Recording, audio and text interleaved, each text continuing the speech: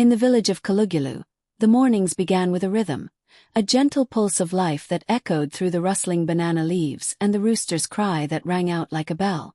The dirt paths would still be damp with dew, and the air carried the smell of wood smoke and sweet cassava. Life here was simple, steady, and slow. Caligulu was the kind of place where everyone knew your name, where news traveled faster than the wind, and where your reputation followed you like a shadow.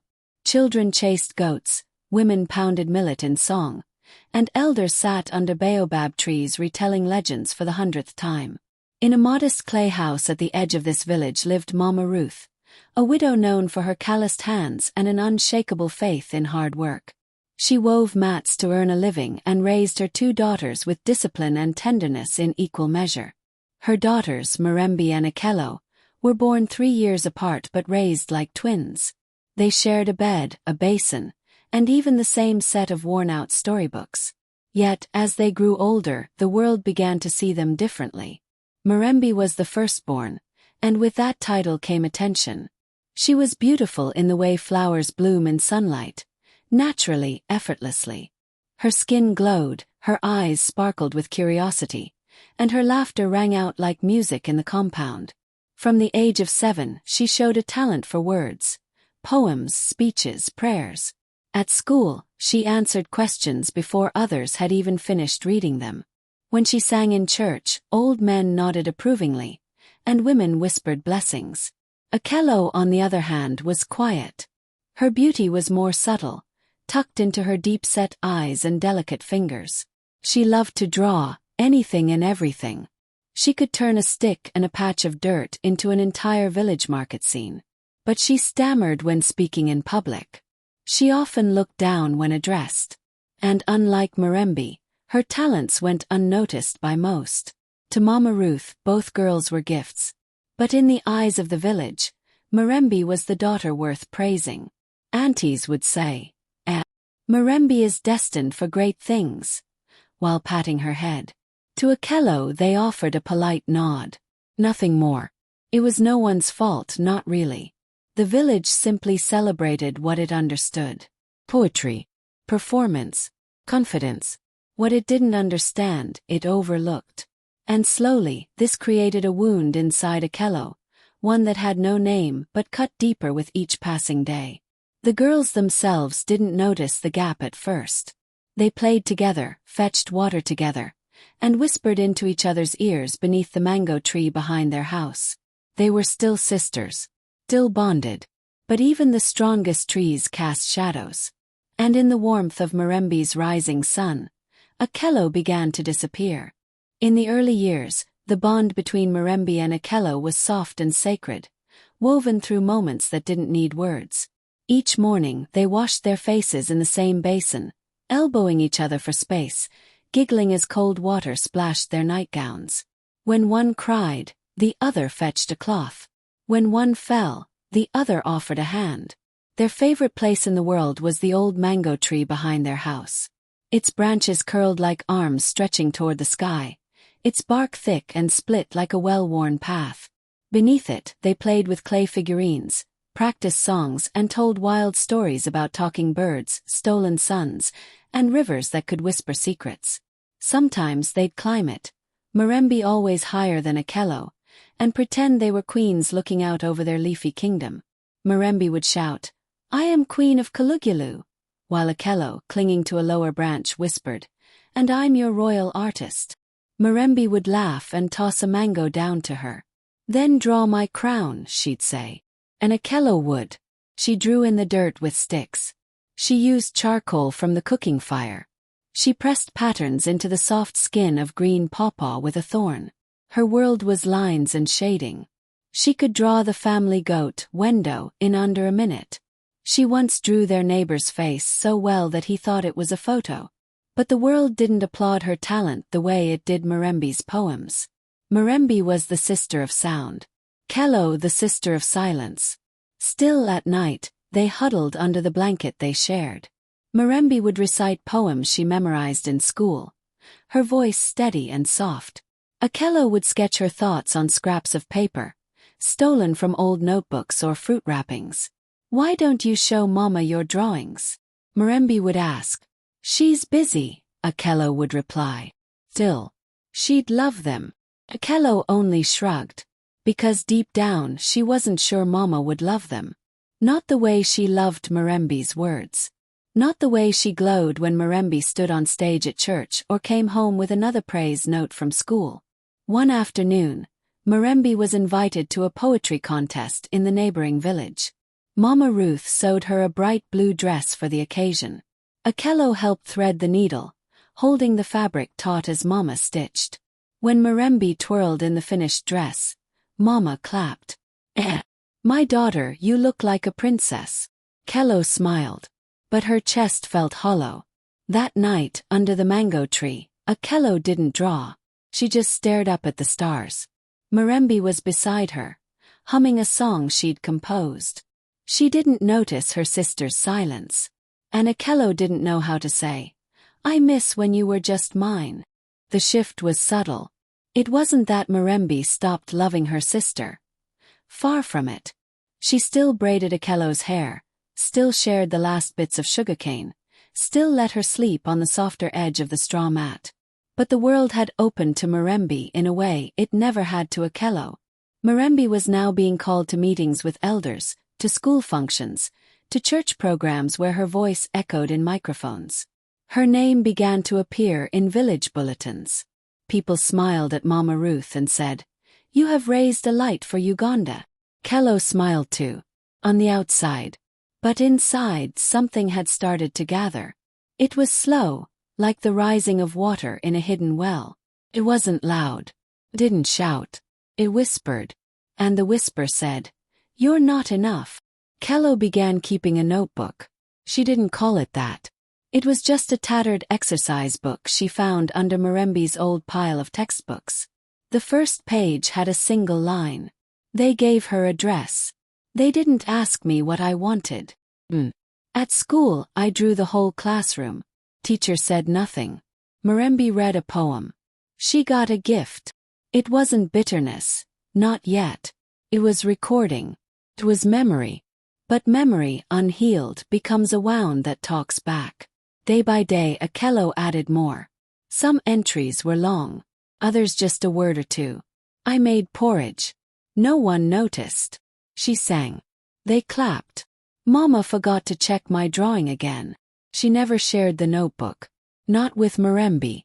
Not with anyone. It was her secret map of where the pain lived. Still she tried. She tried to be a good sister. When Mirembe asked for help rehearsing, Okello said yes. When Mirembe was praised, she smiled and clapped, even louder than others. But the notebook grew heavier in her satchel. The pages filled. Her chest tightened more often. And then came the day that changed everything. Their school received word. A delegation from Kampala would be visiting to select talented students for a national youth showcase. A rare opportunity. A life-changing one. Okello dared to dream. Maybe someone would see her sketches. Maybe, just maybe, they'd choose her. When the day arrived, she dressed early, clutching her art folder like a shield. But the delegation never looked at her. They spoke with the headmaster. Then the students were assembled. A name was called. Mirembe Nabaka. You will represent our district in Kampala. The cheers were deafening. Mama Ruth was there, crying with pride. Okello stood near the back, her drawings pressed to her chest. No one turned to see her. That night the notebook entry was short. Just 2 words. Of course. The day before the trip to Kampala felt like a village wedding. The compound buzzed with excitement. Women came to braid Mirembe's hair with cowrie shells. Aunties brought gifts, beaded earrings, travel snacks, and good luck tokens tied in red cloth. Even the local councilman stopped by with a wrapped pen saying, Use this to write your name in the stars. Mama Ruth couldn't stop smiling. She moved around the compound like a whirlwind, preparing chicken stew, boiling yams, heating water for Mirembe's bath. Okello helped where she could. She fetched water, sliced mangoes, handed over hairpins. No one asked how she felt. Not that she would have said. She watched from the shadows as her sister was praised and pampered. She heard people whisper, That girl will become someone. as if she wasn't someone already. Mirembe didn't notice the weight in Akello's eyes. She kept turning to her and saying, "Aki, aren't you excited? I'll bring you something from the city, a bracelet or maybe a sketchbook." Akello smiled, nodded. Inside, she felt like a wall covered in cracks, one word away from breaking. That night, the compound fell silent. Mirembe was asleep, her bag packed by the door. The new dress Mama had sewn lay folded beside it, glimmering faintly in the lamplight. Akello lay awake, staring at the ceiling. Her mind was noisy, loud with memory, loud with the things she hadn't said. Then quietly she got up. She moved through the house like a whisper, stepping over creaky boards. In the corner of the kitchen sat the clay pot, Mirembe's travel water, boiled and blessed with herbs. Akello stared at it. Next to it was the spice tin Mama kept high on the shelf. Inside, bitterroot, used rarely. A pinch could ease stomach pain, but too much could bring fever, even hallucinations. Akello's hand hovered. Her breath caught. Just enough, she told herself. Just enough to slow things down. She pinched the bitterroot 2-3 times. More than enough. She stirred it slowly, her fingers trembling. When she was done, she cleaned her hands and crept back into bed. Mirembe woke early the next morning, her voice still thick with sleep. She smiled, reached for her bottle, and took a deep gulp of water as she dressed. Her journey clothes were laid out, her shoes polished the night before. Mama Ruth was humming in the kitchen, warming flatbread. The house carried the quiet energy of big moments, the kind where you don't talk too much because the air feels sacred. Akello sat on the bench, holding Mirembe's satchel. Her hands were stiff. Her smile was mechanical. They stepped out together into the bright morning. Villagers were waiting by the roadside. The bus would arrive at the market square in half an hour. Mirembe waved as they walked.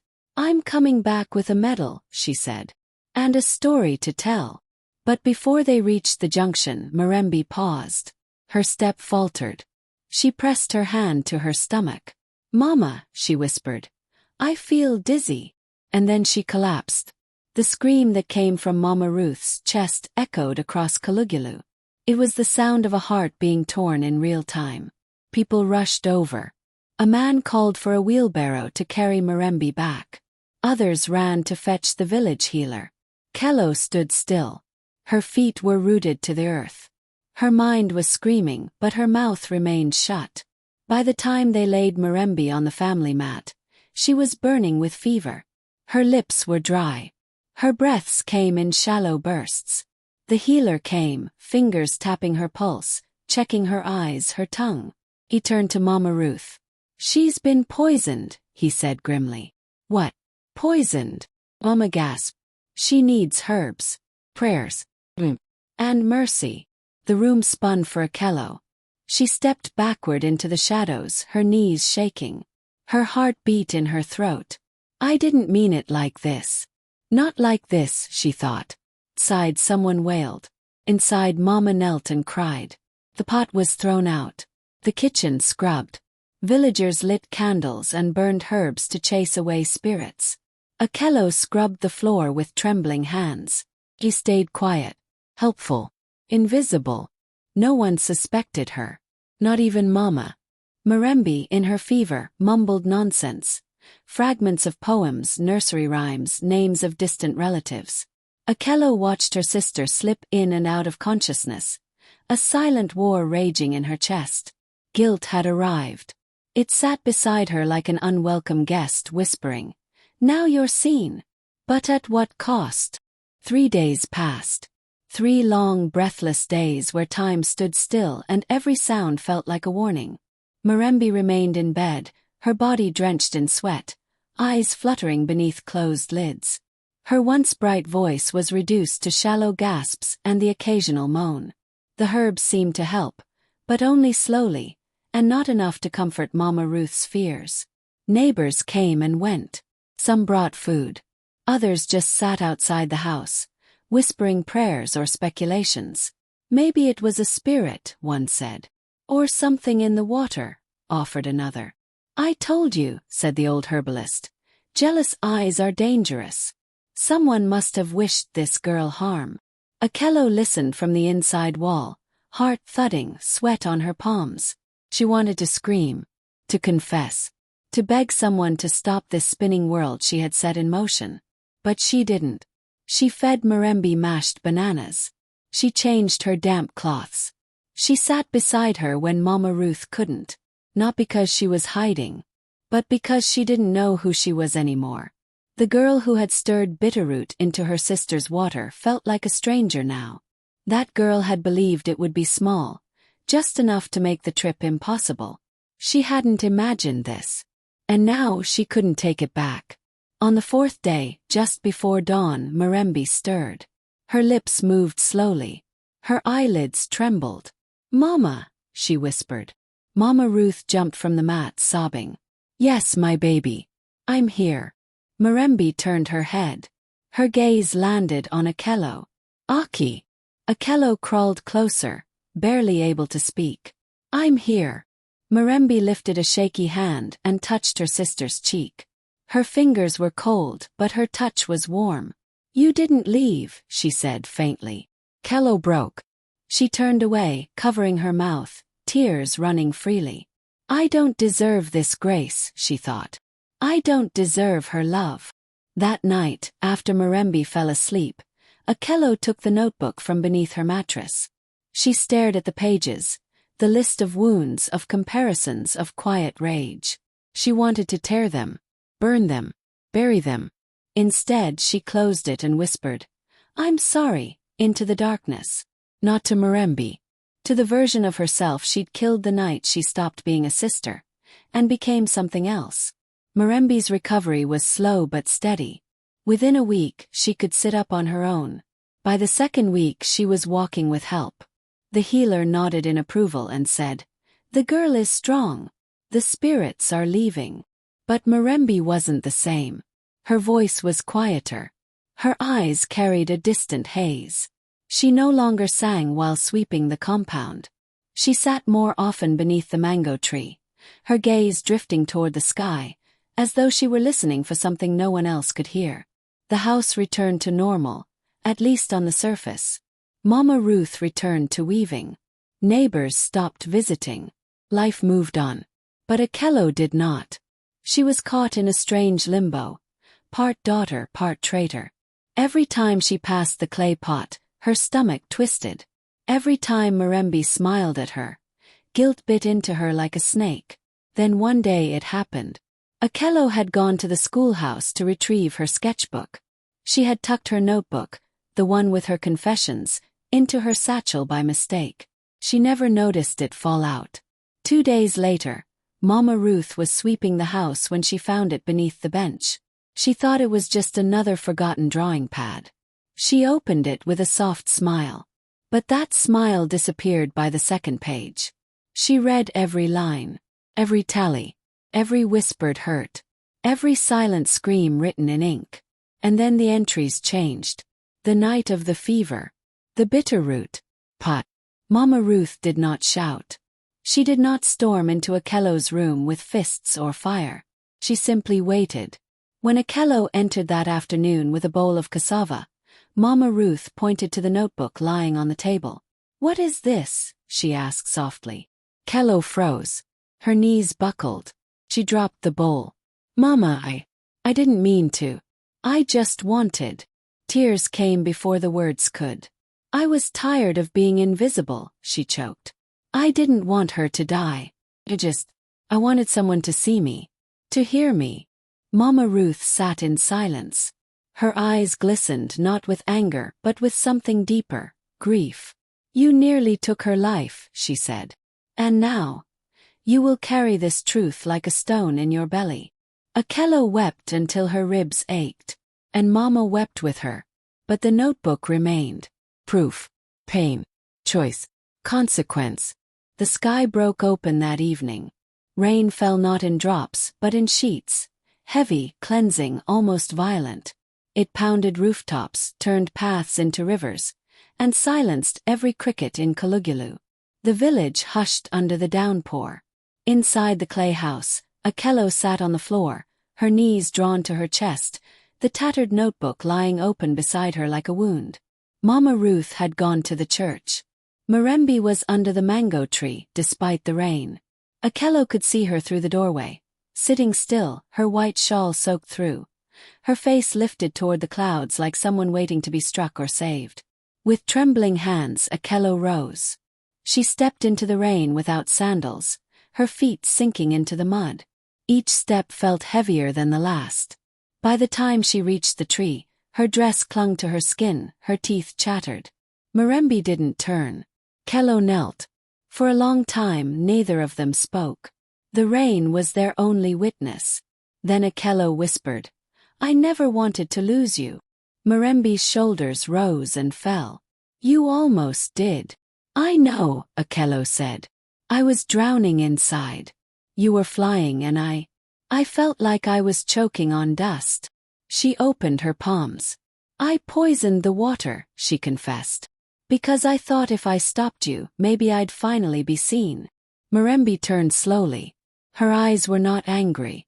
They were not even surprised. "I knew," she said softly. "Not at first.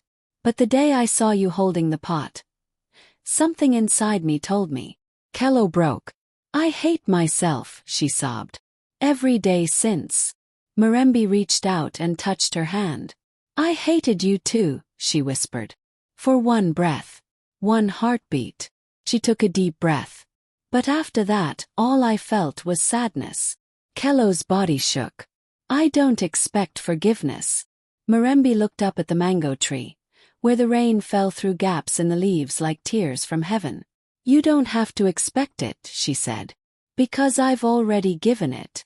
Akello looked at her, stunned. "Why?" Mirembe smiled sadly. "Because I know what it feels like to want to be seen. And because you're still my sister." They sat under that tree until the rain stopped, their fingers interlocked in muddy soil, the past slowly washing off their skin. Time passed.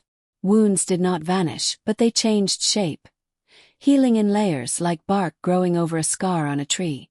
The bitterness that had once lived between the sisters slowly transformed into something strange and beautiful. Understanding. They did not talk about the notebook again. Mama Ruth kept it tucked away in a wooden box. Not to forget but to remember. Because remembering is its own kind of forgiveness. Mirembe never returned to Kampala. The invitation had long since passed. But her light did not fade. Instead it changed direction. She began writing again.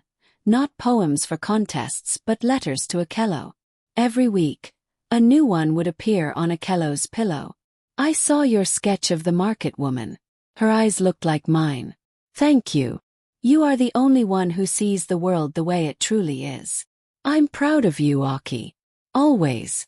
Akello in turn began drawing more.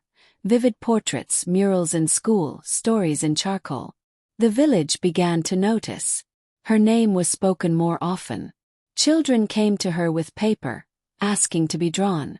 But she never chased the spotlight. She didn't need to anymore. Together, the sisters started something called the Quiet Light Project, a village art and storytelling circle. They invited children who felt invisible, girls who stammered, boys who feared their own ideas. They gave them space to speak, to draw, to write, to be. Mirembe taught voice and poetry. Akello taught silence and shading. They became legends, not for their brilliance, but for their bravery. One afternoon, an interviewer came from the city. He had heard rumors of two sisters with a painful past and a powerful mission. He asked Mirembe, "Is it true? Did your sister try to end your life?" Mirembe looked at Akello, then back at the man. "She didn't end my life," she said calmly. "She gave me reason to live it differently." The interviewer blinked, unsure how to respond. Mirembe smiled. "Pain can bury you," she added. "Or it can plant something." Akello nodded. "And if you water it with truth, it blooms into grace," Mirembe finished.